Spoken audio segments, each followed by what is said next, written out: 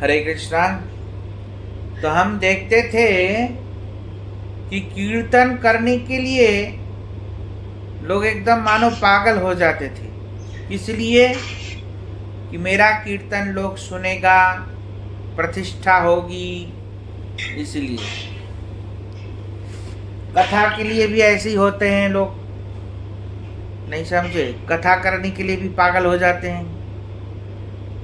तो इसलिए इस भाव से नहीं, कीर्तन हम किस लिए कर रहे हैं? भगवान को खुश करने की भावना से जब सब लोग कीर्तन करेगा तो उसी को संकीर्तन कहते हैं। संकीर्तन दूसरे को प्रशंसा करेगा, वो मान पूजा प्रतिष्ठा के लिए कीर्तन करेंगे, वो संकीर्तन नहीं है। उस संकीर्तन से कुछ नहीं होगा। तो कैसा संकीर्तन से होगा? जब वास्तविक में हृदय में ये आएगा कि हम कीर्तन गा रहे हैं, भगवान खुश होगा। इस भावना से जब सब कीर्तन करते हैं तो उसको संकीर्तन कहा जाता है। समझ में आया? जीव गोस्वामी क्रंद संदर्भ में चैतन्य चरितामृत में नाम संकीर्तन को भक्ति के अंगों में अथवा भक्ति के 9 अंगों में सर्वश्रेष्ठ बतलाया।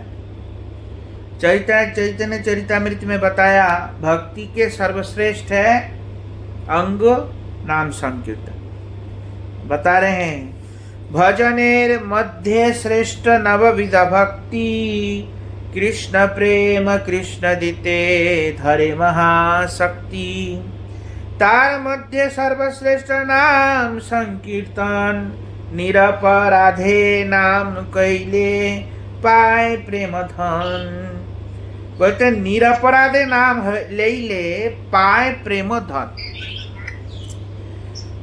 बोलते भजन में नवविधा भक्ति जो है सर्वश्रेष्ठ है। भजन मध्य श्रेष्ठ नवविधा भक्ति, सर्वश्रेष्ठ नवविधा भक्ति है। और कृष्ण प्रेम कृष्ण जीते धरे महाशक्ति।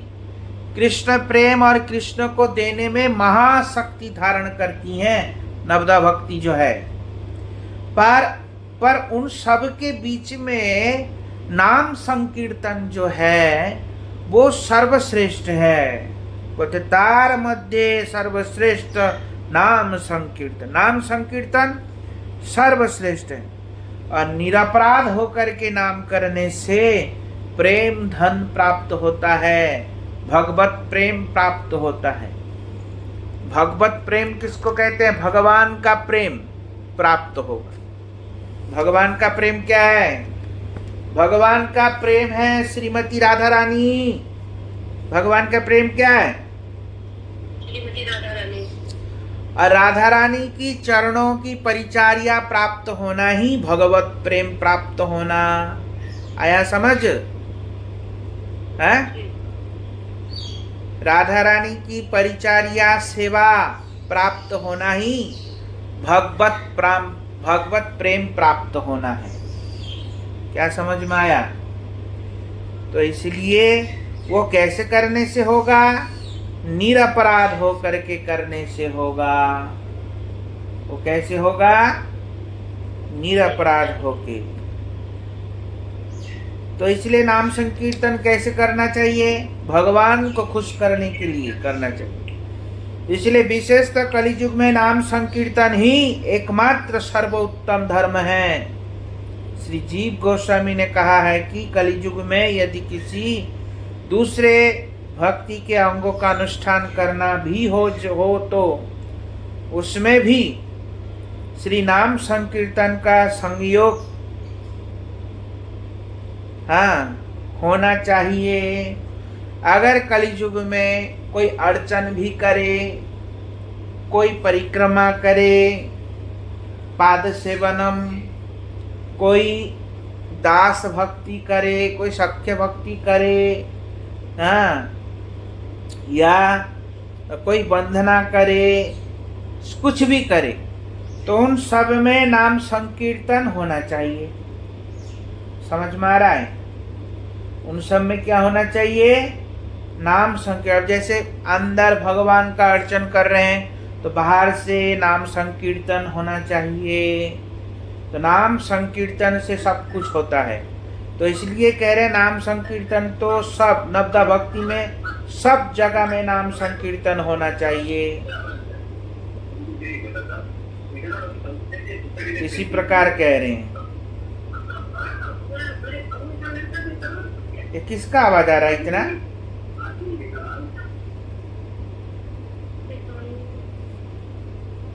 तो इसी प्रकार नाम संकीर्तन करना चाहिए।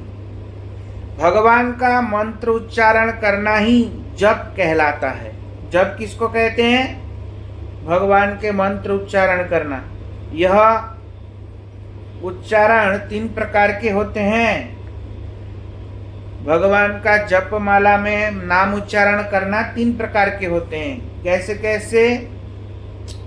वाचिक, उपांशु और मानसिक। वाचिक मतलब उच्चारण पूर्वक जोर जोर से हरि नाम करना, इसको वाचिक कहते हैं।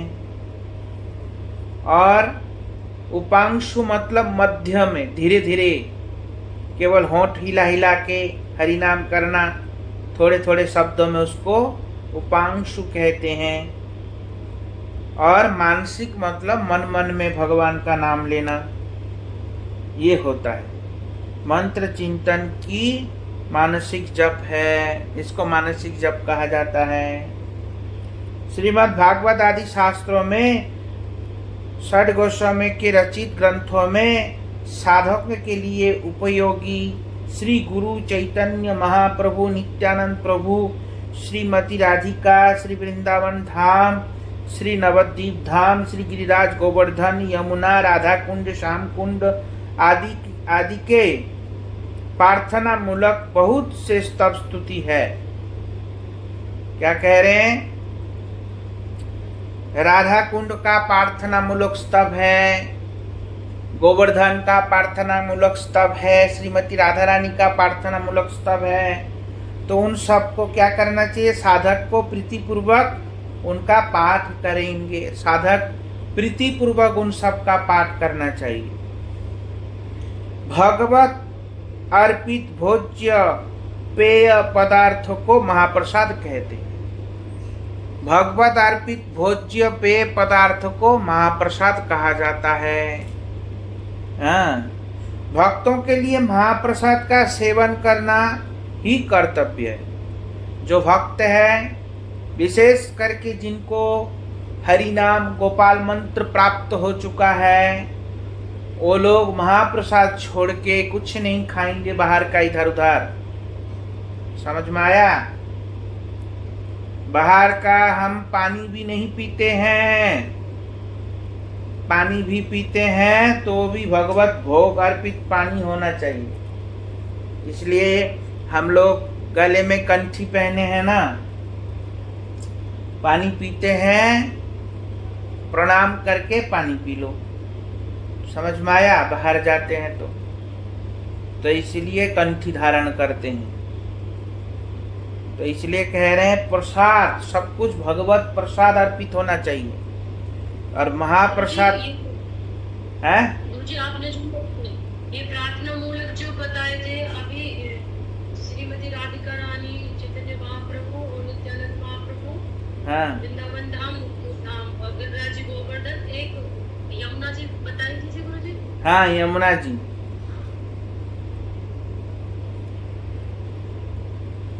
तो क्या कहा? तो भगवत प्रसाद होना चाहिए।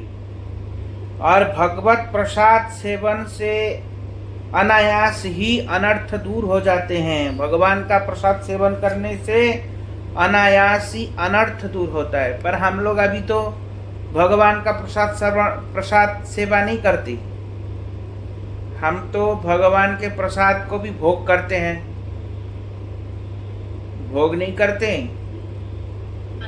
भोग करते हैं। तो इसलिए हमारा अनर्थ भी दूर नहीं होता आसानी से। जिस दिन से हम भगवत प्रसाद को सेवा बुद्धि से उनकी सेवा करेंगे तो फिर क्या होगा? महाप्रसाद अनर्थ दूर करता है, समस्त प्रकार के अनर्थ दूर हो जाएगा। इसलिए उच्चिष्ट महाप्रसाद महाप्रसाद कहते हैं। जब भक्त लोग भगवान के प्रसाद को पा लेते हैं, भगवान के प्रसाद केवल प्रसाद होता है, और जब भक्त लोग गुरु लोग प्रसाद पा लेते हैं तो महाप्रसाद हो जाता है। समझ में आया? भगवान का प्रसाद केवल प्रसाद होता है, और भक्त लोग जब पा लेता है तो महाप्रसाद होता है। क्या होता है? महाप्रसाद होता है। तो इसीलिए भक्तों का उच्चिष्ट जब हो जाता है तो महाप्रसाद हो जाता है। तो साधकों को भक्त विग्रह के सम्मुख भक्ति भाव से नृत्य भी करना चाहिए। भक्तों को भगवान के सामने नृत्य करना चाहिए। कैसे नृत्य करना चाहिए? भक्ति भाव से नृत्य करना चाहिए। श्री भक्ति रसामृत सिंधु में द्वारिका महत्व में कहा गया है, यो नृत्यादि प्रहृष्टात्मा भावै बहुषु भक्तितः स निर्दहति पापानि मन्मन्तर श्वेतस्वपि। क्या कह रहे हैं? कह रहे हैं कोई व्यक्ति, जो लोग यो नित्यति प्रहिष्टात्मा, प्रहिष्टात्मा मतलब क्या है? जो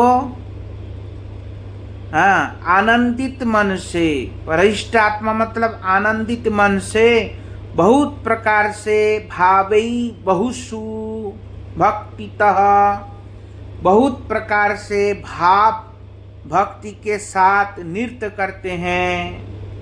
स निर्दहति पापानि मन्मंत्र सतोस्वपि बोलते वे करोड़ों मन मंत्रों के उत्पन्न अपने सभी पापों को पूर्ण रूप से नष्ट कर लेता है।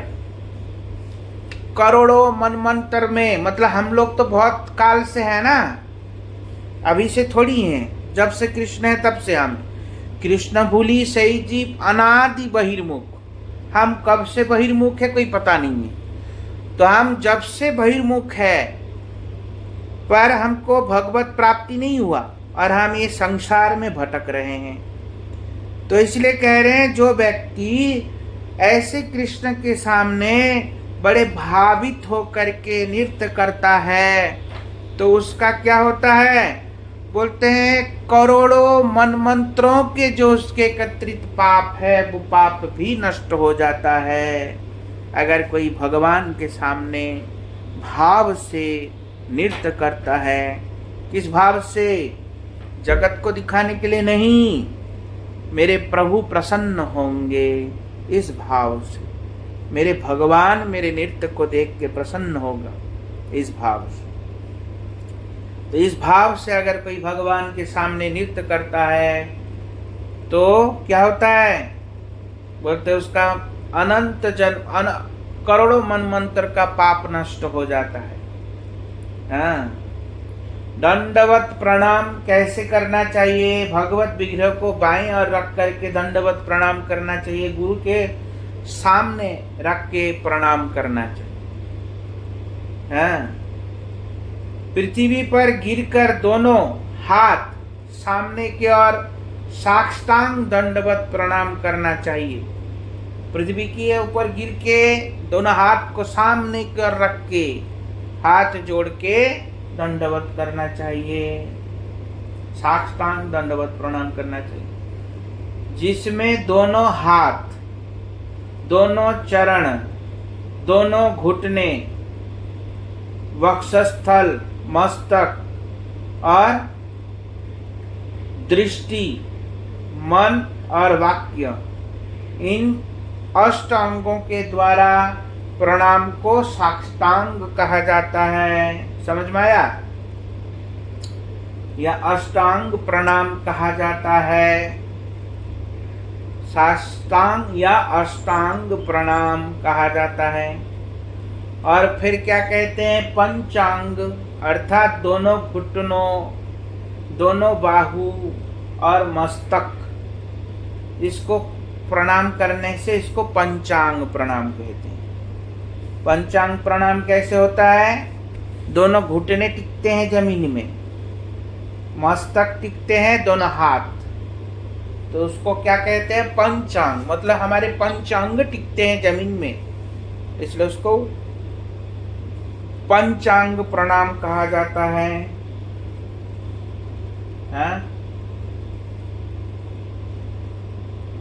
मस्तक, वाक्य और बुद्धि के द्वारा भी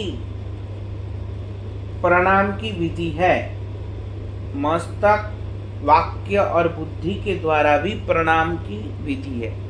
कोई व्यक्ति पंचांग भी नहीं कर सकता तो उस परिस्थिति में कैसे करते हैं? कुछ लोग खड़े होके, जिसके मान लो कमर स्लिप डिस्क हो गया, झुक नहीं सकता या साष्टांग कर नहीं सकते, तो उस समय क्या करेंगे? मस्तक झुका के बुद्धि पूर्वक वाक्य और मन के द्वारा उनका आदर पूर्वक प्रणाम करेंगे। समझ में आया? इस प्रकार प्रणाम की विधि है। अर्थात श्री कृष्ण को एक बार मात्र प्रणाम करने से उसका इतना अधिक फल होता है कि उसकी तुलना 10 पूर्ण अश्वमेध यज्ञों से भी नहीं की जा सकती। बोलते कृष्ण को एक बार प्रणाम करने से 100 अश्वमेध के यज्ञ की तुलना भी उस एक प्रणाम के बराबर नहीं किया जा सकता, क्योंकि अश्वमेध यज्ञ करने वालों का पुनर्जन्म होता है, किंतु एक बार कृष्ण को प्रणाम करने वाले का पुनर्जन्म नहीं होता। एक बार कृष्ण को प्रणाम करने से उसका दोबारा जन्म नहीं होता, ऐसे कहे। समझ में आया? भगवान के सम्मुख नगर भ्रमण आदि के समय रथ या पालकी की आदि के दर्शन करने पर गुरुदेव या वैष्णवों के आगमन पर आदर पूर्वक खड़े होकर अभिवादन करने का नाम अभ्युत्थान है। उसका नाम क्या है? अभ्युत्थान। ऐसा करने से भगवान प्रसन्न होते हैं। अभ्युत्थान मतलब क्या? उठ के खड़े होना। भगवान के सम्मुख नगर भ्रमण आदि, नगर भ्रमण करते समय या गुरु वैष्णव सामने आ जाए तो खड़े हो जाना, उनका अभिवादन करना, उनका स्वागत करना, ये सब अभ्युत्थान है। और क्या कह रहे हैं? और उसमें भगवान प्रसन्न होते हैं। और भी रथ यात्रा, शिविका आदि पर आरूढ़ भगवान जनार्दन को देखकर जो लोग अभ्युत्थान करते हैं, अभ्युत्थान मतलब उनके पीछे पीछे चलते हैं।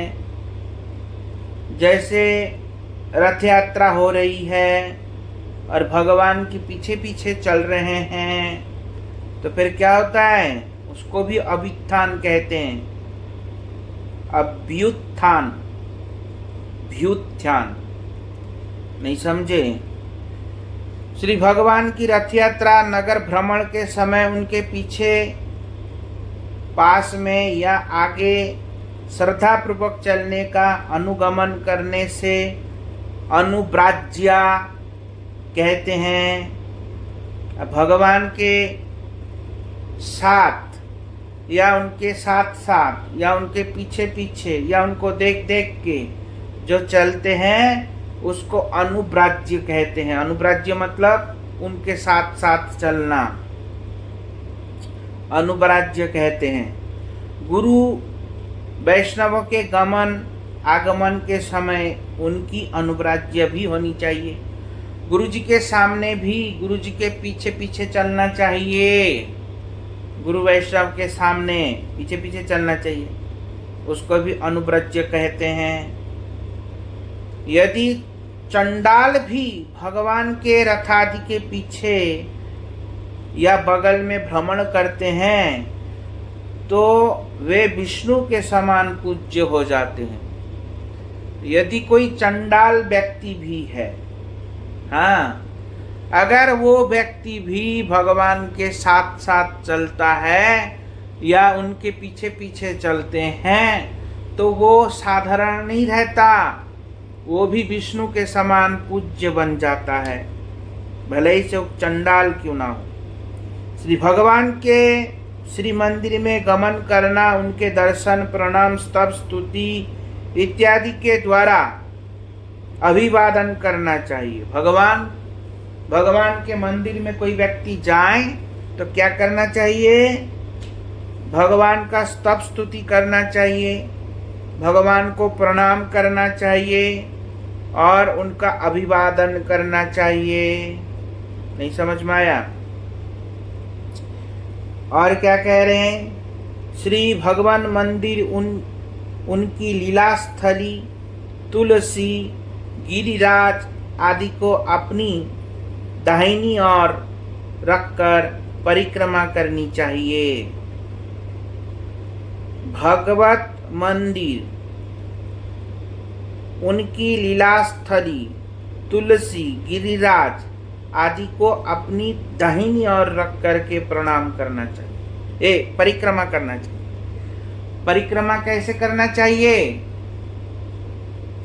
जब हम परिक्रमा करते हैं ना, देखा परिक्रमा कैसे करते हैं?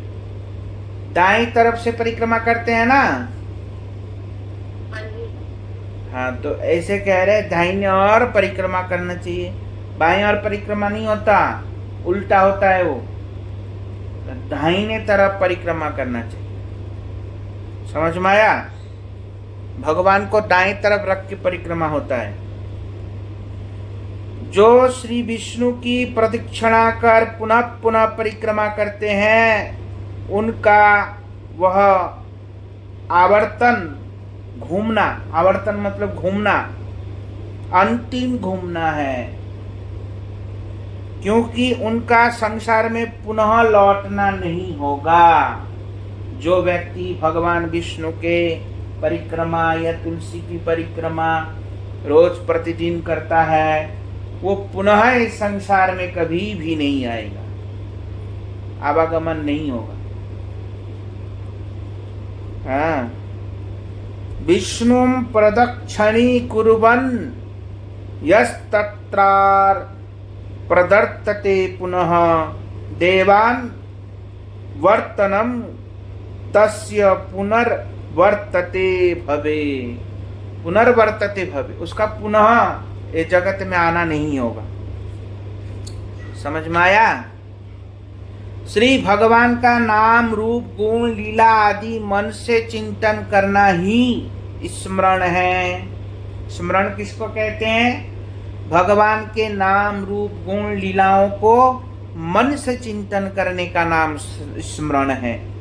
भगवान के रूप, गुण, लीला और उनकी सेवाओं का भली भांति चिंतन करना ही ध्यान कहलाता है। सबसे पहले क्या करना?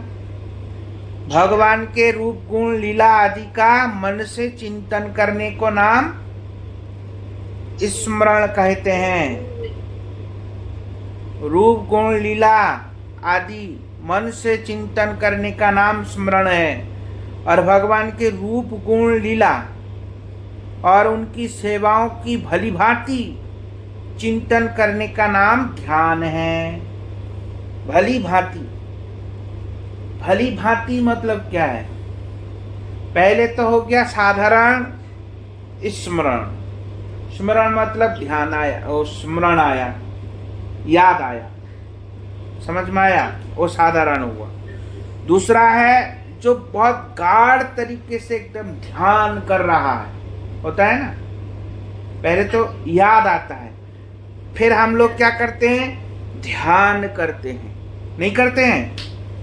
तो सबसे पहले याद आता है, याद आने का नाम है स्मरण, और उसका गाढ़ रूप से ध्यान करने का नाम ध्यान है।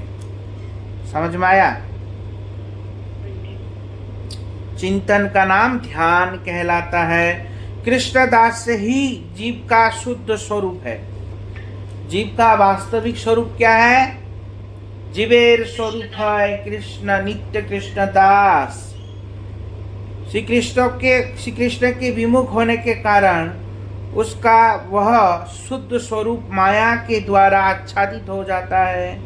जब कृष्ण से हम विमुख हो जाते हैं तो माया के द्वारा आच्छादित हो जाते हैं।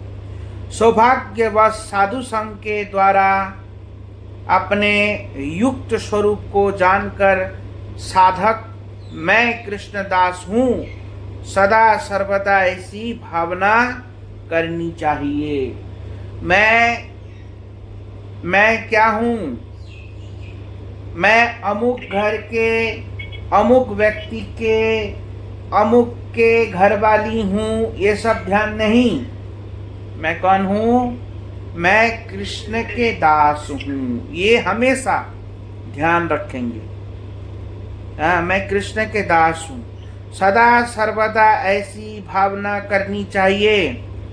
इसे ही दास्य कहते हैं।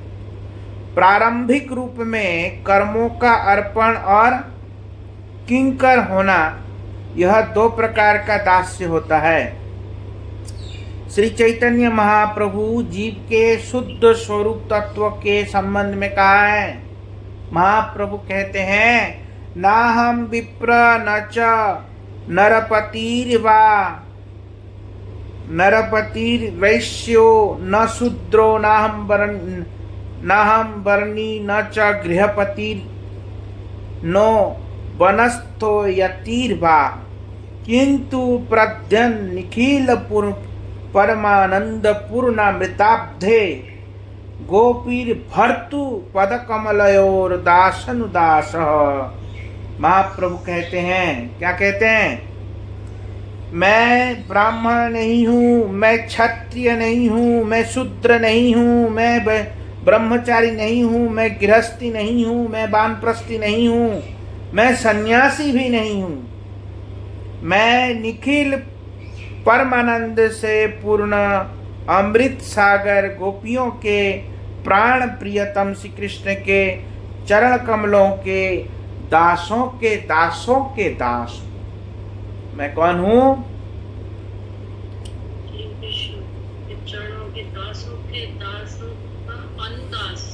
हाँ, दासों के अनुदास हूँ।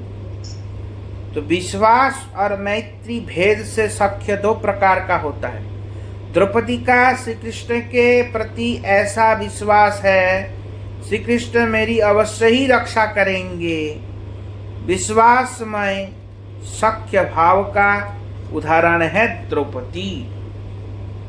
द्रौपदी श्री कृष्ण के नित्य सिद्ध परिकर है। द्रौपदी कौन है? कृष्ण के नित्य सिद्ध परिकर है। विश्वास सख्य भाव धारण साधारण साधकों के लिए साधन का विषय नहीं है। विश्वास और सख्य भाव का धारण करना ये साधारण लोगों के लिए नहीं है। फिर भी श्रद्धा मात्र रहने से भक्ति साधन में अधिकार होता है। फिर भी श्रद्धा रहने से भक्ति साधन में अधिकार रहता है। श्रद्धालु साधकों में ऐसे विश्वासमय भाव को जगाने के लिए द्रौपदी का उदाहरण दिया गया है। विश्वास कैसे होना चाहिए? बोलते द्रौपदी के जैसे होना चाहिए। रक्षति इति कृष्ण विश्वास गोत्वत्ते वर्णम तथा। कृष्ण मेरा रक्षा करेगा, अवश्य ही करेगा, ऐसा विश्वास होना चाहिए। नहीं समझ में आया? हम लोगों को विश्वास नहीं होता, पर विश्वास होना चाहिए। कोई व्यक्ति कहता है हम अगर भजन ही करते रहेंगे तो कृष्ण क्या खाना दे देगा? कोई कहता है ऐसा? कौन कहता है? हैं? हम भी कहते हैं, हमारे भक्त लोग भी कहते हैं। जो लोग माला कंठी ले लिया वो भी कहते हैं अगर हम कमाएंगे नहीं तो कैसे चलेगा, ऐसे बोलते हैं। नहीं कहते हैं? क्योंकि उनको विश्वास नहीं भगवान के प्रति, इसलिए कहते हैं। जब भगवान के प्रति विश्वास होगा, रक्षति इति कृष्ण गोत्वत्ते वर्णम तथा, ये दो चीज मुख्य है शरणागति का। शरणागति होने से पहले ये दो चीज मुख्य है और बाकी सब गौण लक्षण है। समझ में आया? बाकी सब तटस्थ है, ये मुख्य है शरणागति का। शरणागति 6 प्रकार की शरणागति है ना, उसमें ये दो मुख्य है, रक्षति इति कृष्ण विश्वास गोत्वत्ते वर्णम तथा। कृष्ण मेरा रक्षा करेगा, कृष्ण ही मेरा भरण पोषण करेंगे, या गुरुदेव मेरे रक्षा करेंगे, गुरुदेव मेरे भरण पोषण करेंगे। इस प्रकार भावना होता है, तब जाकर के उसकी रक्षा होती है, अन्यथा नहीं। अब हम लोगों को विश्वास ही नहीं है, वह कि दिन भर हम भजन करेंगे तो हो थोड़ी जाएगा, ऐसे बोल देंगे। अरे दिन भर तुम भजन करके तो देखो ऐसा होता है कि नहीं, फिर बताना। पर विश्वास भी तो होना चाहिए, हैं? भगवान ने गीता में कहा अनन्यश्चिन्तयन्तो यो जना पर्युपासते तेषां भी नित्य योगम तम योगक्षेमम वहाम्यहम्। जो अनन्य भाव से मेरा भजन करता है, मेरा ध्यान करता है, मुझ पे विश्वास रखता है, मैं उसका योग बहन उसके घर में घुस के करता हूँ, ऐसा भगवान ने कहा। कैसे घुस के करता हूँ? उसके घर में घुस के देता हूँ मैं, चीज द्रव्य खाने पीने की पदार्थ भी उसके घर में घुस के देता हूँ मैं, ऐसे कहा। तो गीता के बाद को लोगों को विश्वास नहीं होता है? तो कुछ लोग बोलेगा अरे कर्म नहीं करेंगे तो थोड़ी ना भगवान ठूस देगा, ऐसे बोलेगा। तो ये भी तो हम कर्म कर रहे हैं भजन करके, ये भी तो कर्म है, क्रिया तो कर ही रहे हैं ना, भजन भी तो क्रिया है।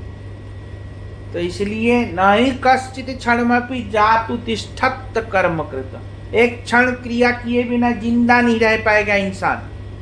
तो इसलिए हमको क्रिया तो करना ही है।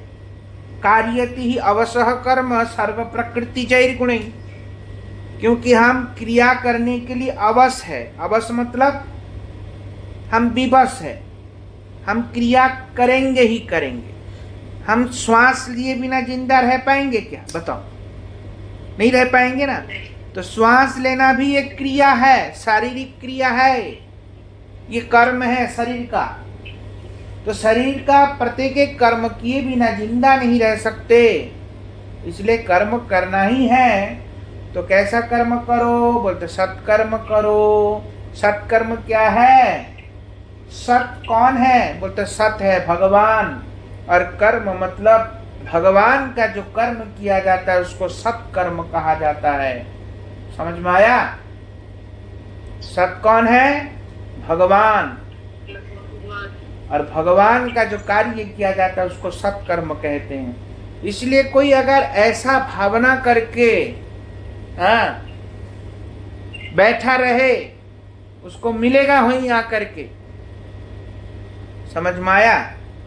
पर लोगों को विश्वास नहीं होता तो मिलेगा कहाँ से? तो ऐसा विश्वास भी करना पड़ेगा और ऐसे भजन करना पड़ेगा, तब जाके प्राप्त होगा। समझ में आया? बाकी की कथा हम लोग कल श्रवण करेंगे। वांछा कल्पतरुभ्यश्च कृपा सिंधुभ्यैव च पतितानां पावनेभ्यो वैष्णवेभ्यो नमः।